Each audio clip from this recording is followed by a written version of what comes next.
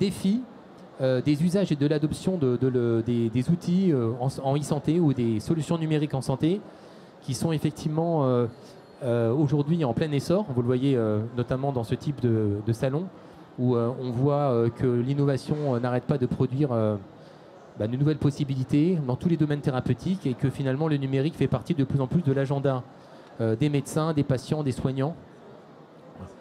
Par contre, les retours d'expérience sont que les usages, l'adoption, la capacité finalement à ce que ces outils soient largement utilisés en vie courante peut être décevant aujourd'hui. Et on a donc voulu avoir une thématique de retour d'expérience avec un panel d'intervenants sur finalement pourquoi on a encore ces difficultés d'adoption, pourquoi ça ne rentre pas encore dans les pratiques tous les jours. On ne parle pas que de la France, on parle de l'Allemagne, de la Belgique, d'un certain nombre de pays qui éprouvent les mêmes défis. Donc pour commencer cette table ronde, je me retourne vers notre panel. Je peux vous demander de vous présenter déjà rapidement qui vous êtes. Donc, on peut commencer par... C'est moi, je commence. Ça marche? Oui. Oula. Donc, Cécile Caron, moi je suis directeur de la stratégie, du marketing et de la communication pour Vidal. Donc Vidal, beaucoup de gens connaissent. C'est un tiers de confiance entre les professionnels de santé, tous les acteurs de santé et les industriels du médicament, du dispositif, mais aussi des thérapies digitales. Donc on a un rôle très clairement dans la diffusion de cette information.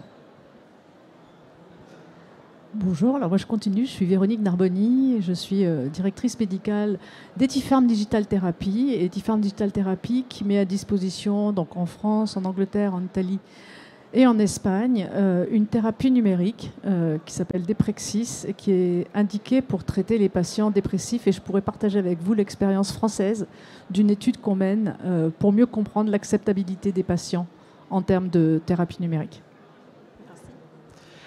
Bonjour, donc Charlotte Marc, cofondatrice de MyCharlotte. C'est une application qui est destinée pour les personnes soignées pour un cancer. Et donc on les accompagne sur l'amélioration de leur qualité de vie, sur le plan du bien-être physique et mental. Et aujourd'hui, on a deux solutions en place. Une première, c'est une solution purement digitale, donc qui met à disposition des contenus audio et vidéo. Donc c'est, on a parlé d'INM dans l'atelier précédent. C'est tous ces exercices, ces activités qui vous permettent d'améliorer votre qualité de vie, aussi bien pendant qu'après les traitements et qui ont prouvé leur efficacité.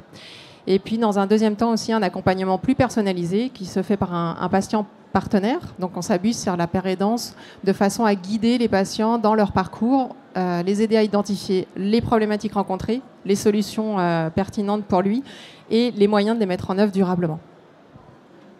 On a le docteur Rémi Sabati qui vient nous rejoindre. Bonjour, désolé pour le retard. Oui, donc Rémi Sabati, je suis cardiologue au CHU de Caen et surtout impliqué dans la télémédecine dans la région Normandie depuis 2005 avec le déploiement d'une solution de télésurveillance institutionnelle dans plusieurs établissements. Et donc ça m'amène à effectivement la réflexion sur comment passer à l'étape supérieure parce qu'on reste un petit peu avec le même impact depuis des années sans pouvoir s'étendre plus qu'aux équipes qui sont les plus impliquées. Donc ça va. Merci. Donc, vous voyez, dans cette table ronde, ce panel, on a des entreprises qui sont à la fois au contact des problèmes de santé, des patients, des médecins. Donc, l'idée, c'est vraiment d'avoir peut-être dans un premier tour de table votre retour d'expérience. Je crois que, Cécile, tu as des chiffres clés, alors qu'on n'aura pas à l'écran, mais tu as fait une étude l'année dernière sur l'adoption du numérique en santé par les médecins. Oui, tout à fait. Donc, Vidal... sa raison d'être, c'est le bon usage de la thérapie, quelle qu'elle soit. Et pour ça, il faut mettre à disposition des professionnels de santé toute l'information. Et donc, nous avons mis, comme nous mettons pour les médicaments et pour les dispositifs médicaux, un certain nombre d'informations sur les thérapies digitales qui ont été validées uniquement. Et nous avons voulu mesurer la connaissance des médecins de ces outils. Et on s'est rendu compte que c'était très faible, puisque, pour donner quelques chiffres sur cette étude, qui était assez représentative des médecins, on n'avait que 9% des médecins généralistes qui avaient prescrit une thérapie digitale. Et dans la prescription des thérapies digitales, ils incluaient aussi tout ce qui est pour le diabète, qui, on le sait, les dispositifs connectés sont les plus prescrits. Et il y en avait 46% qui ne savaient même pas qu'il y avait des thérapies digitales qu'on pouvait prescrire. Ce qui nous a frappé aussi, c'était le manque de connaissances sur ces thérapies digitales des médecins, puisque 72% d'entre eux pensaient que ce n'était pas remboursé, qu'il n'y avait aucune possibilité que ce soit remboursé. Donc vous voyez qu'on a encore beaucoup à faire pour faire connaître ce que les thérapies digitales peuvent proposer aux patients. Par contre, ça avait un point qui était extrêmement intéressant, c'est que pour ceux qui avaient prescrit, on leur demandait quelle était l'acceptabilité des patients, et on se rend compte que finalement le patient est beaucoup plus près que le médecin, puisque 85% des patients étaient très contents de la prescription et suivaient la prescription. Donc on se rend compte que finalement, dans l'étude qu'on a faite en tout cas, ça montrait qu'il y avait un vrai obstacle à l'adoption qui était au niveau du professionnel de santé, et c'était un obstacle de connaissance. Et donc je pense que quand on parlera des leviers, on parlera beaucoup de comment se faire connaître. Voilà, c'est ce point-là que je voulais partager avec vous, et je pense que ça décrit un peu le paysage. Peut-être vous avez l'air de confirmer. Ouais. Véronique, on attend tous des premiers insights de Deprexis. Alors en fait, je suis complètement d'accord avec vous. Nous, on était dans un contexte encore plus particulier puisque c'était dans le cadre de la proposition d'une thérapie numérique hors remboursement. Et donc on voulait savoir à quel point les patients allaient accepter ou pas l'idée de recevoir ce type de thérapie numérique. Et en fait, on s'est retrouvé avec des résultats extrêmement intéressants. Là, pour l'instant, sur les 150 premiers patients en études préliminaires, en analyse préliminaire, on se retrouve avec pas mal d'apprentissage. Le premier apprentissage, c'est qu'entre le groupe qui accepte et celui qui n'accepte pas, il n'y a aucune différence en termes d'âge, sexe, niveau socio-professionnel, pathologie. Donc en fait, on se rend compte qu'on a des idées. On pense que les jeunes vont accepter plus que les personnes plus âgées. Enfin, donc ça, c'était le premier learning. Le deuxième apprentissage, c'est qu'on a retrouvé deux facteurs qui sont sortis comme ayant une significativité. Le premier, c'est le niveau de la PHQ-9, qui est une échelle de sévérité de la dépression. Donc en fonction de son niveau de sévérité, on accepte plus ou moins bien l'idée d'une thérapie numérique. Et on sait que dans la dépression, il y a tout un problème de motivation, donc ça c'est normal. Mais ce qui est la découverte la plus intéressante, c'est que c'est le statut marital qui a un impact. Et on a en fait, parmi les gens qui acceptent, il y a une plus forte représentativité des gens qui sont avec un statut marital et donc pas seuls. Et donc ils ont une plus grande capacité à accepter. Et après, bien sûr, parmi ceux qui acceptent l'idée, on a voulu aussi voir ceux qui refusaient la thérapie numérique. Parmi ceux qui refusent l'idée d'une thérapie numérique, bien sûr, la partie financière est un aspect, puisqu'en France, on a l'habitude d'avoir la plupart des soins pris en charge. Mais il y a quand même un tiers de ceux qui refusent parce que c'est numérique. Et il y a quand même aussi une partie qui refuse parce que c'est une psychothérapie. Donc ça, c'est un truc qu'on n'attendait pas non plus. Donc voilà, et on continue à accumuler les informations. Donc on est maintenant à pratiquement 250 patients et on va publier les résultats plus tard. Alors nous, on a fait 2 projets pilotes sur ces 2 dernières années et demie. On a accompagné près de 500 patients donc, en oncologie. Ce qui est intéressant, c'est de voir finalement les 2 parcours qui ressortent. Le premier parcours, c'est le patient qui a identifié une problématique, un besoin clairement identifié et qui va identifier MyCharlotte comme une possible solution, un outil sur lequel il va pouvoir s'appuyer. Et donc un outil qui va répondre aux besoins qu'il a identifiés. Donc il y a vraiment une démarche du patient avec une volonté intrinsèque très forte. Je rejoins ce qui vient d'être dit. Le statut marital est un déterminant assez important et l'âge, le sexe et les moins. Le deuxième parcours, c'est finalement, on va dire, le parcours qui ressemble plus au parcours médicament. Donc l'injonction du médecin qui prescrit l'outil digital. Et là, on se heurte à beaucoup plus de difficultés. C'est-à-dire qu'on a un quart à peu près des patients qui prennent compte de cette proposition, encore une fois, très descendante. Donc finalement, c'est quand même important de pouvoir tenir compte des 3 quarts qui refusent cette proposition. Alors, on est sur un cas de figure assez particulier, c'est-à-dire qu'on travaille sur la qualité de vie, ça veut dire changement de comportement de santé, changement d'habitude de vie. Si aujourd'hui je vous propose à tous d'inclure une demi-heure de méditation par jour, c'est compliqué. Vous allez tous me dire que beaucoup d'entre vous vont me dire que c'est peut-être pas évident d'intégrer ça dans votre quotidien. En tant que patient, c'est pas très différent. On a une vie, on a un agenda bien rempli. Et donc pour nous, c'est extrêmement important finalement de pousser en fait de beaucoup plus loin ce parcours, ce premier parcours, où c'est le patient finalement qui va identifier la solution comme un outil qui est à sa disposition, qui va pouvoir s'approprier et avec lequel il va pouvoir répondre à son besoin. Mais là, ça fait beaucoup de sujets qui se ramènent aux médecins. Je voulais déjà rebondir sur ce que vous disiez sur la prescription effectivement initiale qui pose problème et la connaissance des thérapies digitales qui, à mon avis, est encore plus mauvaise que ce que vous avez mesuré. Et c'est assez intéressant. Et en fait, c'est quelque chose qui passe par la façon dont nous avons été formés et la façon dont nous devons travailler, c'est-à-dire avec un niveau de preuve qui est beaucoup plus exigeant que la majorité des études qui ont été faites avec les thérapies digitales. C'est-à-dire qu'actuellement, et les publications le montrent, les thérapies digitales ont une méthodologie qui n'est pas du tout à la hauteur de ce qu'on attendrait pour pouvoir le prescrire en tant que responsable de prescription. Je vous rappelle aussi que les thérapies mettent toujours une petite note comme quoi elles ne sont pas responsables s'il se passe quelque chose. Nous, on est responsable quand on prescrit quelque chose. Et ça change toute la donne. Et le deuxième point, évidemment, c'est la tarification. C'est-à-dire que quand ça n'est pas remboursé, il faut effectivement qu'on soit convaincu, nous, en tant que médecins, que c'est utile pour le patient. Donc ça rejoint un peu la connaissance. Et effectivement, il va y avoir un gros effort à faire dans les congrès, dans d'autres, probablement d'autres manières de faire que les congrès, pour informer sur les avancées avec les thérapies digitales, soit en accompagnement des traitements conventionnels, soit parce qu'elles simplifient la vie du patient. On n'est pas obligé d'avoir des preuves cliniques, ça peut être simplement aussi un souhait du patient d'avoir un support. Donc il y a différents aspects qui peuvent faire que les thérapies digitales se propagent un peu plus vite, parce que là, sinon, ça va vraiment prendre beaucoup de temps si on continue comme ça. Peut-être témoigner aussi d'un retour qu'on a eu de l'Allemagne quand on était au mois d'octobre avec des représentants des acteurs de la santé digitale en Allemagne, avec le fameux DIGA, l'accès au marché allemand. En fait, il y a 43 solutions numériques aujourd'hui remboursées, thérapies numériques prises en charge par le payeur aujourd'hui. Et quand on avait rencontré des médecins en Allemagne, ils avaient raconté qu'effectivement, ils n'étaient pas au courant que ça existait. Et que c'est finalement les patients qui prenaient connaissance de l'existence de ces solutions, parce que la communication grand public ou la prise de connaissance grand public de ces solutions est permise. Et donc, du coup, c'est souvent les patients qui proposaient aussi, qui ont parlé aux médecins pour développer. Il semblerait qu'en Allemagne, le volume de l'offre puisse aider, puisqu'ils sont passés de 5000 prescriptions d'IGA en juillet 2022 à peu près 150 000 en décembre, ce qui est quand même une accélération importante. Alors peut-être qu'aussi l'attrait et le nombre d'acteurs.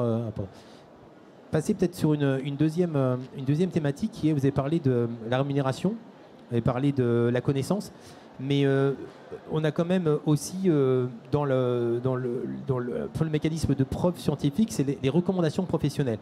On a vu notamment votre collègue Fabrice Denis parler pendant pas mal d'années dernières des recommandations de l'ESMO. Alors c'est pas thérapie numérique, mais c'est la téléscience médicale. Pour autant, ça a quand même fait date dans la profession, comme quoi on pouvait, en prescrivant une téléscience médicale, gagner 6 mois de médiane de vie, je crois, supplémentaire, en plus de tous les traitements existants, quels que soient les organes. Donc est-ce que finalement, ça ne fait pas partie des leviers aussi de demain, que ça soit plus, on va dire, encadré, un peu plus recommandé?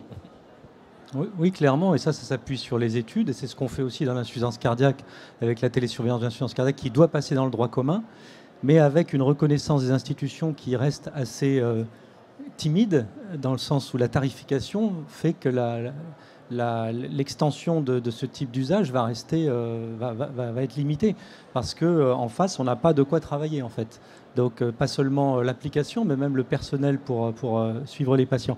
Donc ça reste un vrai problème. C'est-à-dire que ce changement de paradigme de notre organisation de soins se fait au prix d'un investissement qui est celui de thérapie digitale. Mais on doit changer le reste. C'est-à-dire que si on continue à voir le patient tous les 3 mois quand même, et qu'on paye aussi la télésurveillance, je comprends que la caisse n'ait pas envie de payer les deux. Donc il faut être clair. Si on fait la télésurveillance, on espace le suivi parce qu'il va bien, ou on le voit plus parce qu'il ne va pas bien. Et ça change complètement les choses, et c'est ça qu'on n'est pas capable pour l'instant de modéliser et de proposer. Alors on a fait des propositions à toute une large échelle, vous avez peut-être suivi sur les réseaux qu'on a bougé pour imposer ça. Et c'est vrai que ça demande un effort aussi de notre part, de changer la façon dont on travaille, parce qu'on ne pourra pas demander toujours plus, et des consultations, et des thérapies digitales, et du suivi. Il faut qu'à un moment, l'un prenne un peu la place de l'autre pour qu'on puisse payer tout ça. Alors moi, je voulais dire que je suis complètement d'accord avec ce que vous dites, c'est-à-dire qu'on doit travailler sur l'impact organisationnel que peuvent avoir les thérapies numériques, puisque finalement, elles viennent là pour optimiser le soin. Mais ce qu'il faut voir aussi sur les preuves, quand on a le statut de thérapie numérique, on a les preuves. Donc en fait, il y a quand même des preuves scientifiques. Effectivement, souvent, ce ne sont pas les mêmes méthodologies que les anciens essais. Donc ça, c'était le premier point que je voulais soulever. Le deuxième point, c'est que nous, on est en train, dans notre étude, on va essayer d'avoir une analyse de critères secondaires pour voir s'il y a un impact du profil du professionnel de santé qui recommande la thérapie numérique, donc en l'occurrence des Prexis, pour savoir s'il est plus convaincant ou pas.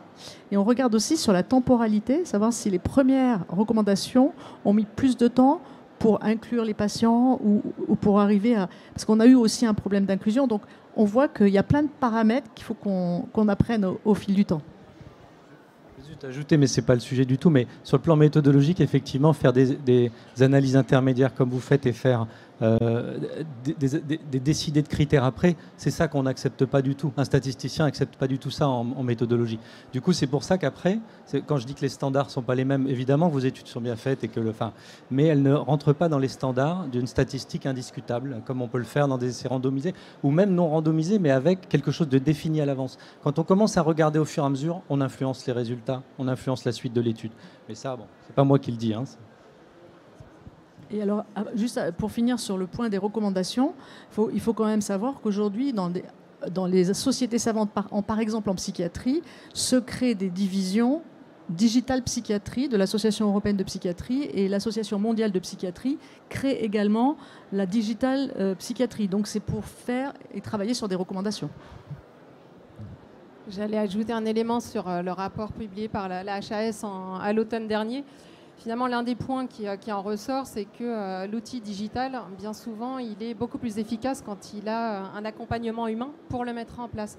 Dans les projets là, sur lesquels on a travaillé au cours des 2 dernières années, c'est sorti d'une manière vraiment très très nette. On a 3/4 de nos patients accompagnés par un patient partenaire qui reste dans le programme qui dure 6 mois. Donc ça, c'est quand même un facteur qui est déterminant. Je pense qu'on va parler des leviers, enfin des freins en fait, et des leviers pour arriver à les lever. C'est vrai qu'il y a quand même une première question en tant que patient, c'est est-ce que le produit qu'on me propose répond réellement à mon besoin? Est-ce qu'il est bien fait? Pour nous, ça paraît absolument indispensable. Encore une fois, ça demande déjà tellement de motivation que de changer ses habitudes de vie pour tenir compte de la problématique à laquelle on veut répondre. C'est pas du tout évident quand le produit, la solution, n'est pas correctement conçue. Donc, du point de vue patient, ça, c'est vraiment un élément essentiel. Le sujet de levier de l'ergonomie, de la co-construction avec le patient est un facteur clé de succès pour l'adoption demain, quoi. Si c'est fait un peu en version technique et que ça n'a pas été pensé ou travailler avec l'utilisateur, ça risque de bloquer un moment le truc. Ça, c'est un message important pour tous les créateurs d'entreprises, de start-up qui peuvent parfois faire ça forcément un peu à l'écart des choses. Vous avez parlé du remboursement. Il y a un débat en ce moment, Dr Sabati, sur effectivement la télésurveillance médicale, en tout cas l'adoption, qui est quand même l'ouvreur ça ouvre le terrain en fait un peu en France, hein, de le droit commun, l'entrée de la télésurveillance dans le droit commun. Aujourd'hui, le fait de pouvoir effectivement faire de la télésurveillance quelque chose qui permet d'optimiser aussi votre temps à vous, pour en gagner, pour faire d'autres choses, j'imagine, mais pas d'impliquer forcément, on va dire, le point de vue de la télésurveillance de la même façon à tous les patients. Il y a forcément probablement une variabilité en fonction du degré de sévérité du patient ou du niveau d'alerte. Donc c'est là que peut-être qu'aussi on peut gagner en efficience.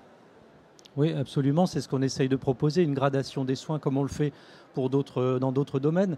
Et effectivement, on sait qu'on va gagner du temps d'hospitalisation. Alors pour le patient, c'est pas rien quand même, hein. C'est quand même sérieusement intéressant pour lui.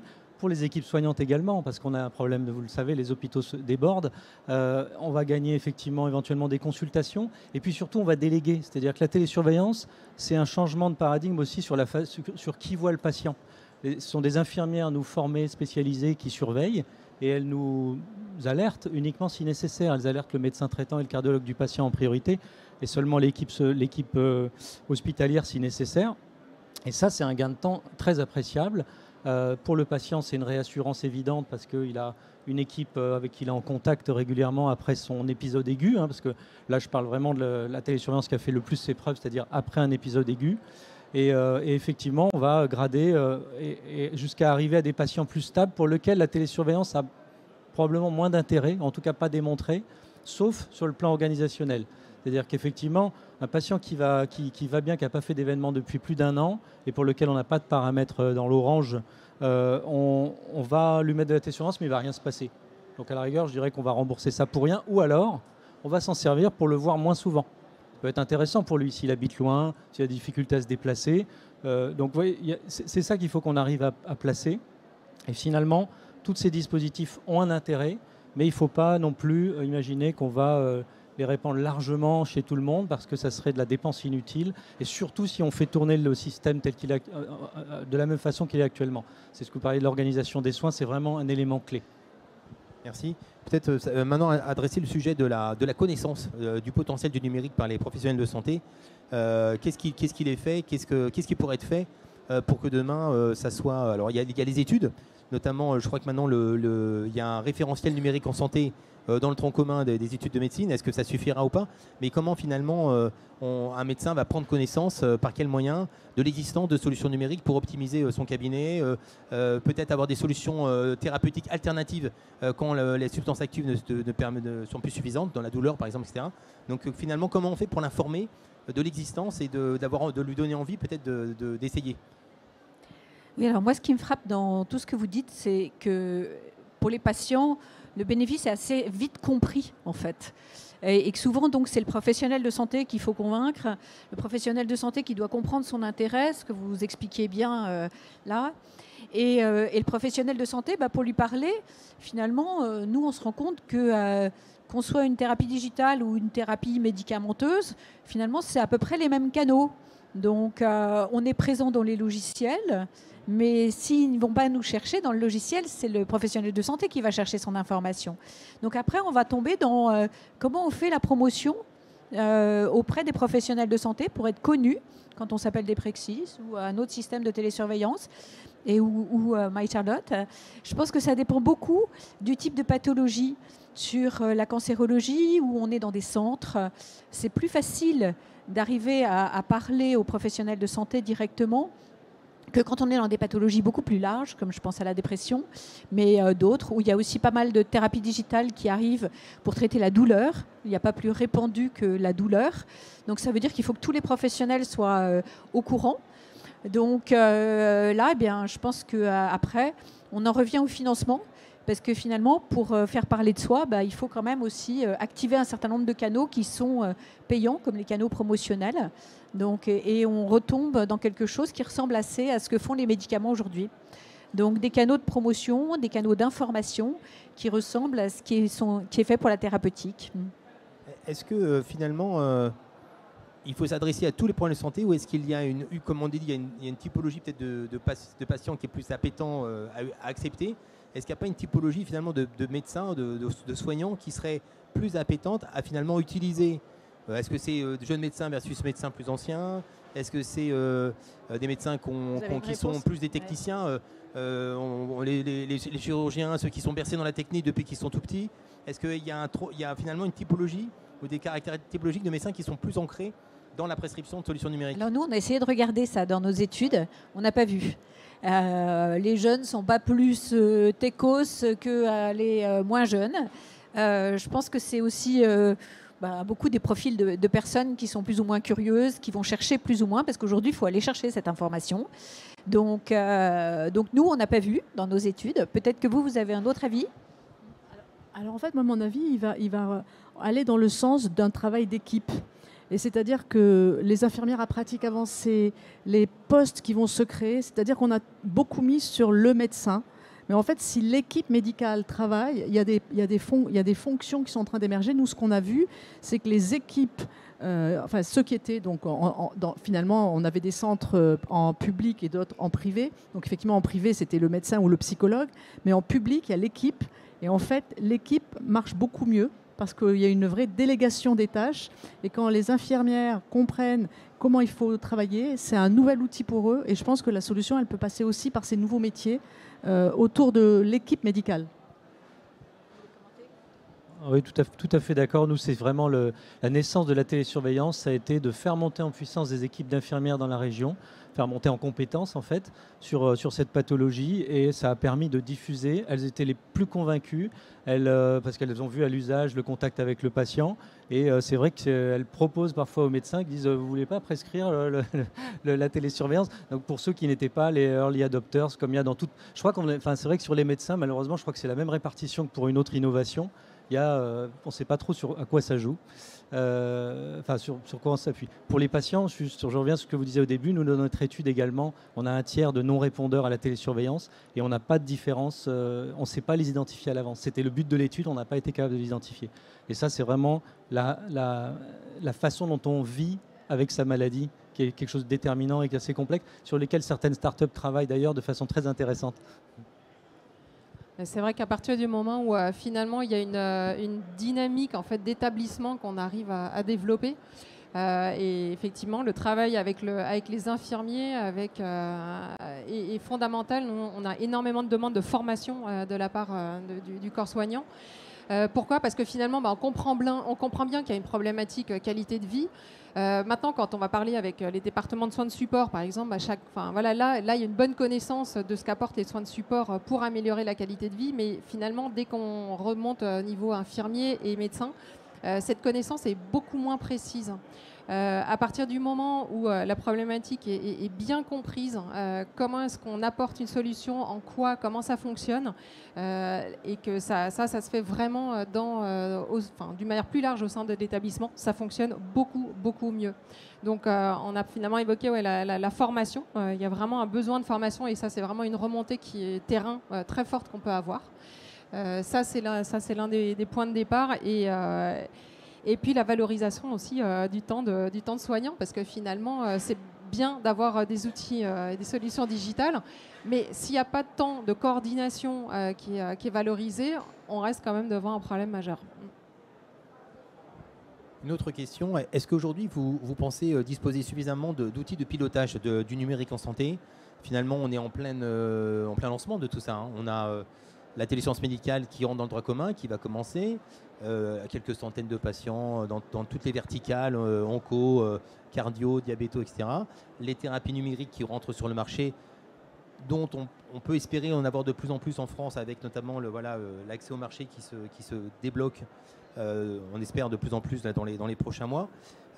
Est-ce que finalement, comment on va piloter ça ? Est-ce que vous pensez, vous, avoir suffisamment de chiffres, d'observatoires, de choses qui vous permettent finalement de savoir le nombre d'utilisateurs, le nombre de médecins, comme un peu Vidal, est-ce que ce n'est pas un besoin finalement, le pilotage, qui va être important pour peut-être même globalement déjà, et peut-être aussi par verticale de spécialité, quoi.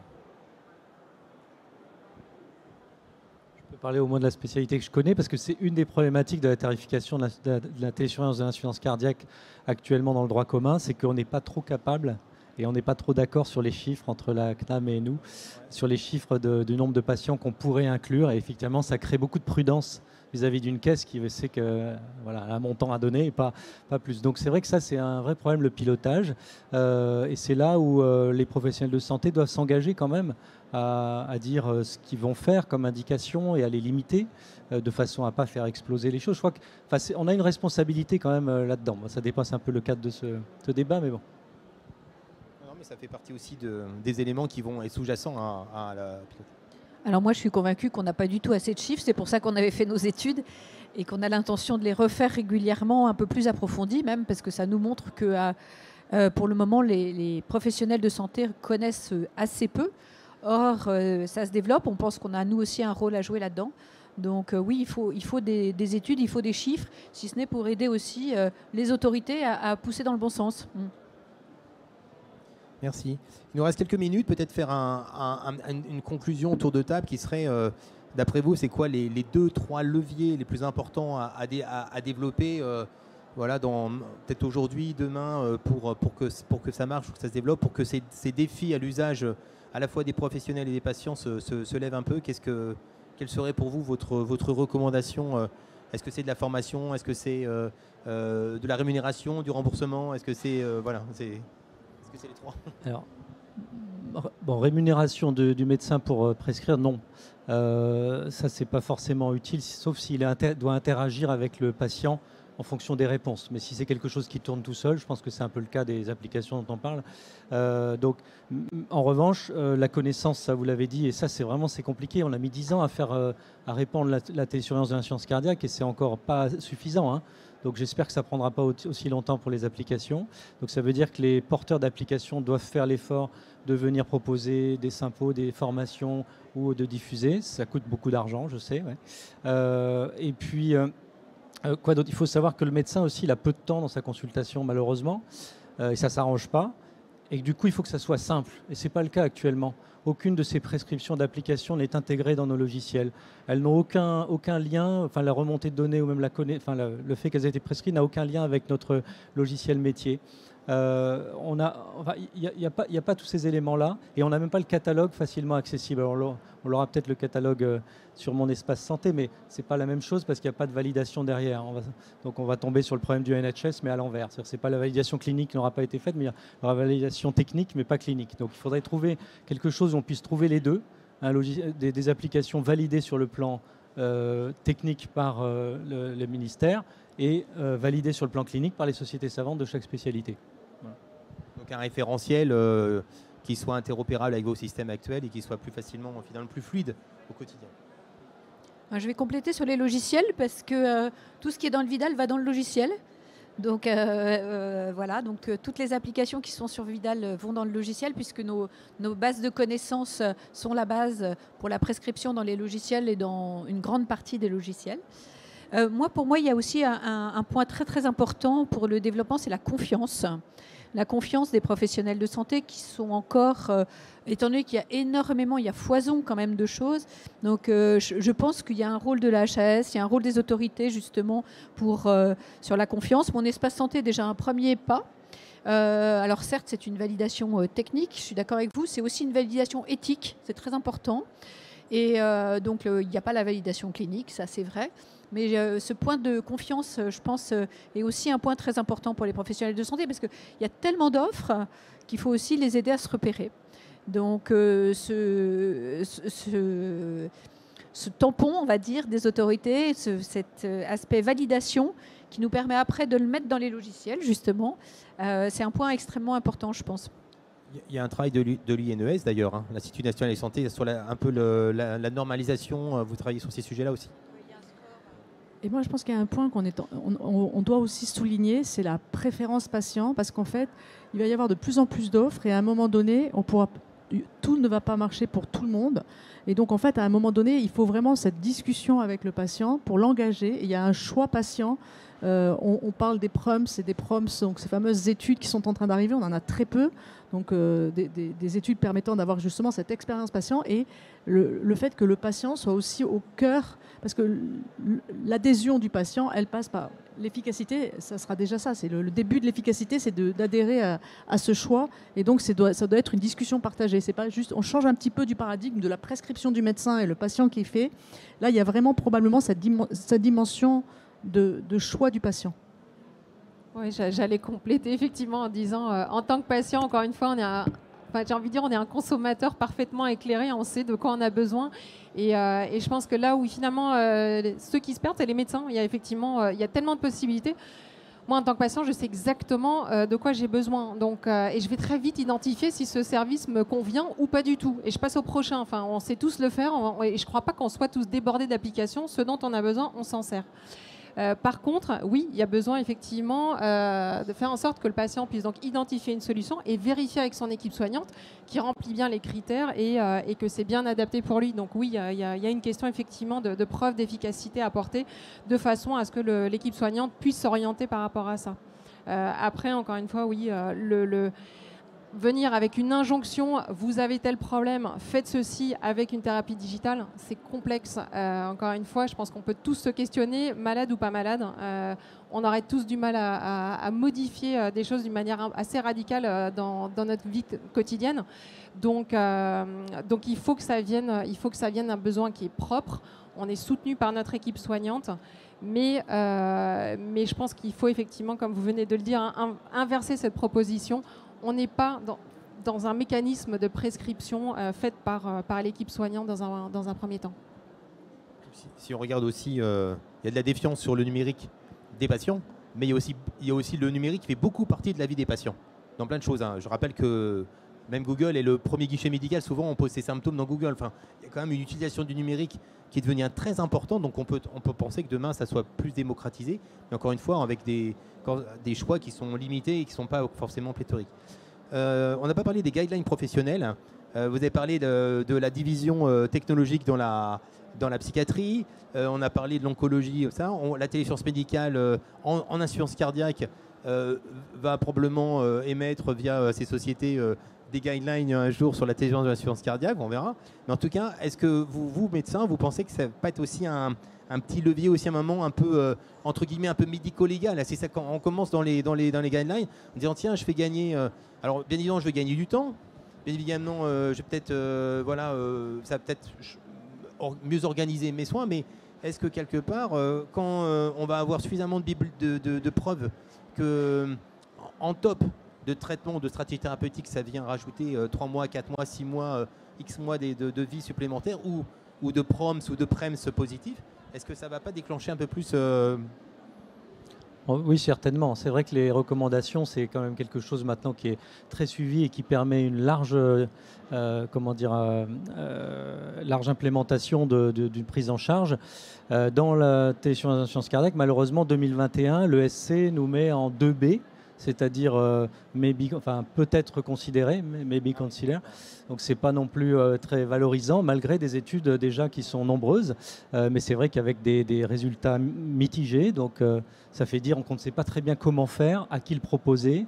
Et c'est tout le problème des thérapies digitales. C'est pour ça que je reviens sur ce que vous disiez. Peut-être que la bonne solution pour ces thérapies, au moins dans certains domaines, c'est que ce soit le patient qui en ressente le besoin et qui demande à être accompagné par son équipe soignante. Alors ça nécessite quand même une connaissance, mais ça serait un peu l'inverse.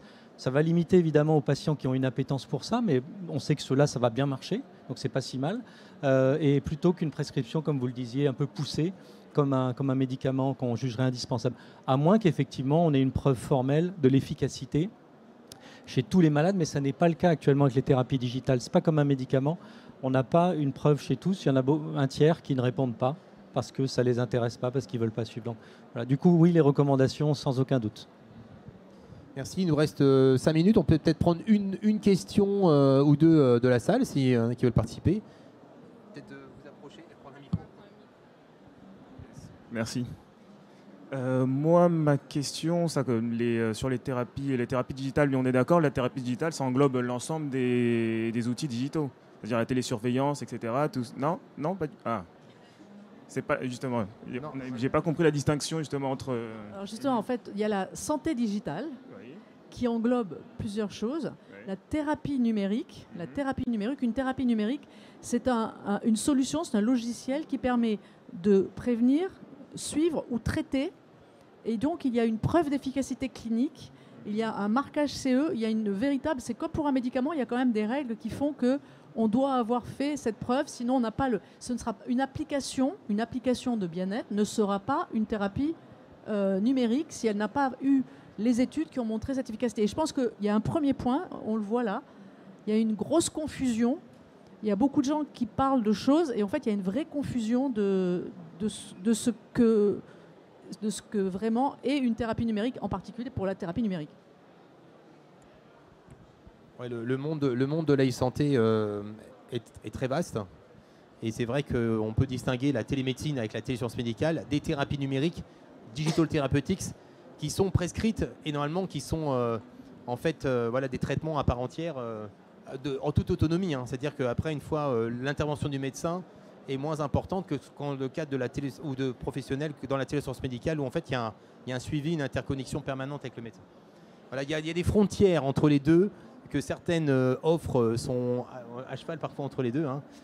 Mais en tout cas, on voit bien que ça, maintenant la dénomination se précise un peu plus. Bonsoir, merci pour cette table ronde très intéressante. Ma question s'adresse à la communicante du Vidal. Je voudrais vous demander, est-ce que ces thérapies numériques sont répertoriées dans la version papier du Vidal?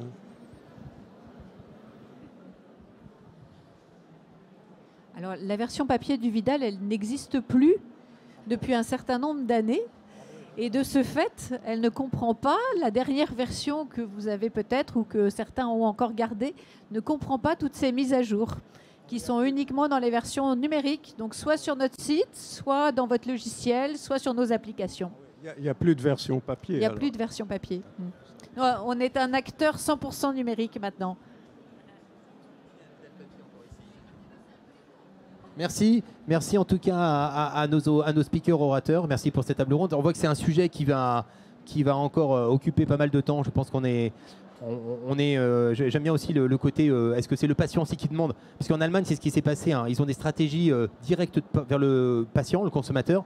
Et après, c'est le patient. Des médecins ont découvert que c'est en parlant avec le patient que ça existait, quoi. Donc voilà, donc il y aura probablement aussi ces axes-là. Merci beaucoup et à l'atelier suivant, je sais pas. Merci. Au revoir.